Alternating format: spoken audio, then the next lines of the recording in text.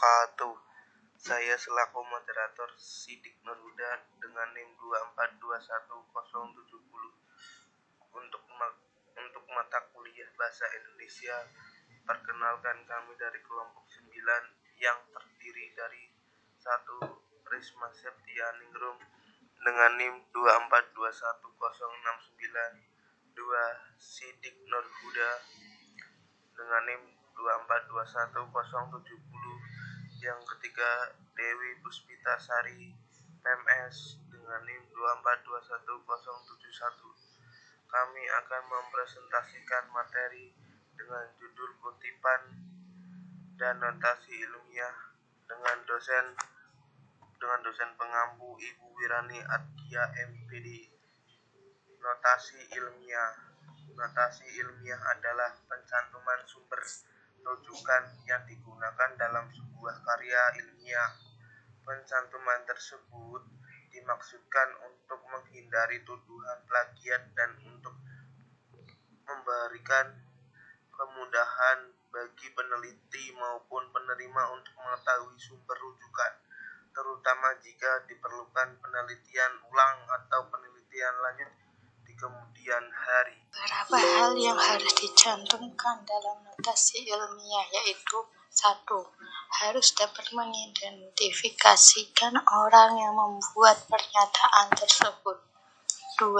Harus dapat mengidentifikasi media komunikasi ilmiah di mana pernyataan itu disampaikan. 3. Harus dapat mengidentifikasikan lembaga yang menerbitkan publikasi ilmiah tersebut beserta tempat berdomisili dan waktu penerbitan itu dilakukan. Footnote adalah catatan pada kaki halaman untuk menyatakan sumber kutipan, pendapat, buah pikiran, fakta-fakta, atau ikhtisar. Catatan kaki biasanya berisi nama pengarang, judul penerbit, tahun terbit, dan nomor halaman. Footnote pada tiap bab diberi nomor urut mulai dari angka 1 sampai dengan selesai dan dimulai dengan nomor 1 lagi pada bab-bab berikut. Cara menulis catatan kaki. 1. Nama pengarang tanpa dibalik urutannya diikuti koma. 2. Jika nama dalam tertulis lengkap disertai gelar akademis, catatan kaki mencantumkan gelar tersebut. 3. Judul karangan dicetak miring tidak diikuti koma. 4. Nama penerbit dan angka tahun diapit tanpa kurang diikuti koma. 5. Nomor halaman dapat disingkat HLM atau H. Angka nomor halaman diakhiri titik. Yang berkaitan dengan jumlah dan nama pengarang. A. Pengarang 1 orang atau lihat contoh di atas. Pengarang 2 atau 3 orang. Nama pengarang dicantumkan semua. Contoh 3. Charles W. Bridges dan Ronalva Lunsford. Writing discover from and Manning ada California Wadsworth 1984.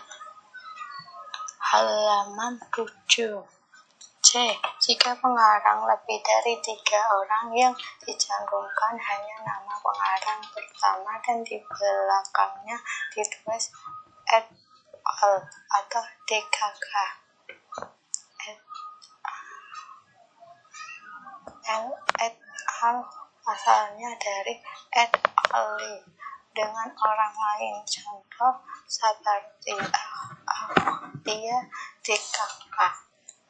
Menulis Departemen Pendidikan dan Kebudayaan, Direktur Jenderal Pendidik Dasar dan Menengah bagian proyek penataran guru SLTG setara D3.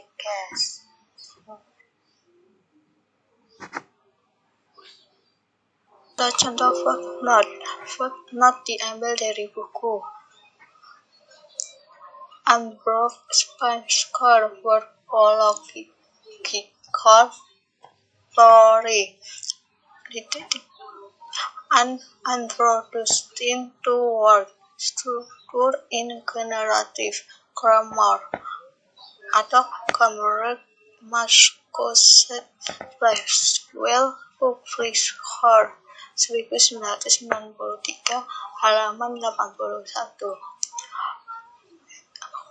Footnote dari majalah Ahmad Bahrifin menimbang paradigma liberalisme dalam praktik persekolahan Pekalongan Forum Tarbiyah Jurnal Pendidikan Islam Stein Pekalongan nomor 1 Juni 2005 halaman 1123. Karangan yang tidak diterbitkan seperti skripsi, tesis, dan disertai Abdul Tarik Wastono, kongruensi dan reaksi dalam bahasa Arab atau Jakarta Leksi Magister Humaniora Perpustakaan UI 1993 halaman 82. Pidato di televisi penjelasan Latifah dalam siaran pembinaan bahasa Indonesia melalui TVRI Selasa 4 Agustus 1987 pukul 20.35 atau diletakkan sebelum bunyi kutipan atau diletakkan dalam narasi atau kalimat sehingga menjadi bagian dari narasi atau kalimat. Ketentuannya dalam inat A. Membuat pengantar kalimat sesuai dengan keperluan. B. Menulis nama akhir pengarang. C. Mencantumkan tahun terbit, titik 2, dan nomor halaman di dalam kurung. Menampilkan kutipan, baik dengan kutipan langsung maupun kutipan tidak langsung. Contoh inat. Perkembangan bahasa merupakan hal yang sangat urgen dalam tahap perkembangan jiwa anak. Menurut Yul 1996 halaman 178-180. Perkembangan bahasa dapat dibagi menjadi 4 tahap, yaitu 1. Tahap pragmatistik pro-langister. Tahap 2. Tahap 1 kata 1 phrase the onward of a Holocaust Stockholm. Tahap 3. Tahap 2 kata 1 phrase the two word stock, dan tahap menyerupai telegram spike and not. Nama pengarang diletakkan setelah bunyi kutipan atau dicantumkan di bagian akhir narasi. Ketentuan endnote. A. Membuat pengantar kalimat sesuai dengan keperluan. B. Menampilkan kutipan baik dengan kutipan langsung maupun kutipan tidak langsung. C. Menulis nama akhir pengarang tanpa koma, tahun terbit, titik 2, dan nomor halaman di dalam kurung, dan akhirnya diberi titik. Not. Ada aspek penguasa pragmatis. Anak dianggap sudah dapat berbahasa pada waktu ia mampu mengeluarkan kata-kata pertamanya, yaitu sekitar usia 1 tahun. Akan tetapi sesungguhnya sejak masa-masa awal setelah kelahirannya anak mampu berkomunikasi dengan ibunya. Demikian juga orang-orang dewasa di lingkungannya pun memperlakukan anak seolah-olah sudah dapat berbicara. Anchor dan Kos halaman 1970 halaman 130. Kan adalah pinjaman kalimat atau pendapat dari seseorang pengarang atau ucapan seseorang terkenal. Baik terdapat buku-buku maupun majalah. Selain itu, secara umum jenis kutipan terdiri atas kutipan langsung dan kutipan tidak langsung. Langsung adalah kutipan dari sumber pustaka tertentu diambil secara langsung sesuai dengan isinya, tanpa mengubah bahasa dan tulisan. Cara menulis kutipan langsung. A. Kutipan pendek. Yang pertama, panjang kutipan kurang dari 40 kata atau kurang dari 5 baris. Yang kedua, ditulis di antara tanda kutipan titik-titik. Yang ketiga, sebagai bagian yang terpadu dalam teks utama. Yang keempat, sumber kutipan dapat dituliskan di awal kutipan atau di akhir kutipan. Yang kelima, sumber kutipan yang dituliskan adalah nama pengarang atau cukup nama yang paling belakang jika namanya lebih dari satu kata. Yang kedua, tahun tertib dari sumber kutipan. Dan yang ketiga, nomor halaman dari sumber kutipan. Menulis kutipan langsung. Yang pertama, nama pengarang disebut di awal kutipan Sucipto. Menjelaskan dalam memperlancar proses pembangunan di wilayah perdesaan diperlukan partisipasi tokoh masyarakat, warga masyarakat, dan aparat pemerintah desa. Yang kedua, nama pengarang disebut di akhir kutipan sesuai dengan uraian di atas. Dijelaskan dalam memperlancar proses pembangunan di wilayah perdesaan diperlukan partisipasi tokoh masyarakat, warga masyarakat, dan aparat pemerintah desa. Yang ketiga, di dalam kutipan tersebut tanda kutip. Dalam penjelasannya, Darjo Widjoyo menjelaskan kota Leiden di negeri Belanda merupakan kota suci berkembangnya pengajaran bahasa Indonesia untuk menutur asing. C. Kutipan panjang. Yang pertama, kutipan yang berisi 40 kata atau lebih atas 5 baris atau lebih. Yang kedua, terpisah dari teks yang mendahului. Yang ketiga, dimulai setelah ketukan kelima dari garis tepi sebelah kiri. Yang keempat, diketik dengan spasi tunggal, dituliskan juga sumber kutipannya seperti pada kutipan pendek. Yang kelima, jika dalam kutipan ada paragraf baru lagi, garis barunya dimulai dengan 5 ketukan lagi dari tepi garis teks kutipan. Contoh kutipan panjang. Smith menarik kesimpulan sebagai berikut. The applicable event which had been verified in previous student inspired when behave were student in this manner. Furthermore, the behaviors were never exhibited again, even when real truths were administered. Early students were premature in attributing the result to a planned event. Nama kelas ya.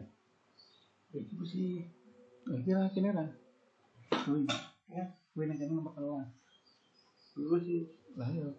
Ora gue sih. Lah itu kurang prinsip pengutat. Ora iki wis. Pesan. Itu elo. Elo. Kutipan tak langsung. Kutipan tak langsung adalah kutipan yang dituliskan secara tidak langsung. Hah? Lagi mana be? Lagi kutipan nggak langsung. Apa tuh? Siap. Langsung, kutipan tak langsung. Ya, kutipan tak langsung adalah kutipan yang dituliskan secara tidak langsung atau dikemukakan dengan menggunakan bahasa penulis sendiri. Termasuk di dalam kutipan tidak langsung tersebut adalah kutipan terjemah, kutipan saduran, kutipan ringkasan, dan kutipan prafas. Cara menulis kutipan panjang. Yang pertama, tanda kutip tidak dituliskan. Yang kedua, penulisannya terpadu. Yang ketiga, nama pengarang dari sumber kutipan dapat ditulis di awal atau di akhir kutipan teks. Yang keempat, nomor halaman tidak harus disebutkan. Yang contoh menulis kutipan panjang. Yang pertama, nama pengarang disebut di awal kutipan. Sarina, 1990. Mengemukakan bahwa tidak semua pengajar BIPA di Indonesia memiliki pendidikan dan pengalaman dalam mengerjakan BIPA. B. Nama pengarang disebutkan di akhir kutipan.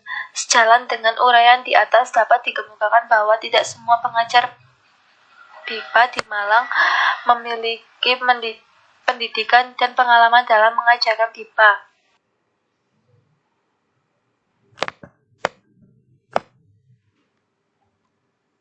Prinsip pengutip. Yang pertama, jangan mengadakan perubahan. Pada waktu melakukan kutipan langsung, mengarang tidak boleh mengubah kata-kata atau teknik dari teks aslinya. Contoh pertentangan dan sebagainya. Dalam hal yang demikian, penulis harus memberikan kurung segi 4 bahwa perubahan teknik itu dibuat sendiri oleh penulis dan tidak ada dalam teks aslinya. Keterangan dalam kurung segi 4 itu misalnya berbunyi sebagai berikut: huruf miring dari sayap penulis. Yang kedua, kesalahan dalam mengutip. Bila dalam kutipan terjadi kesalahan atau keganjilan entah dalam persoalan ejaan maupun soal-soal ketatabahasaan, penulisan tidak boleh memperbaiki kesalahan-kesalahan itu. Ia hanya mengutip sebagaimana adanya. Misalnya kalau kita tidak setuju dengan bagian itu, maka biasanya diberi catatan. Kata sik yang ditempatkan dalam kurung segi 4 itu menunjukkan bahwa penulis tidak bertanggung jawab atas kesalahan itu. Ia sekedar mengutip sesuai dengan apa yang terdapat dalam naskah aslinya. Sekian, terima kasih.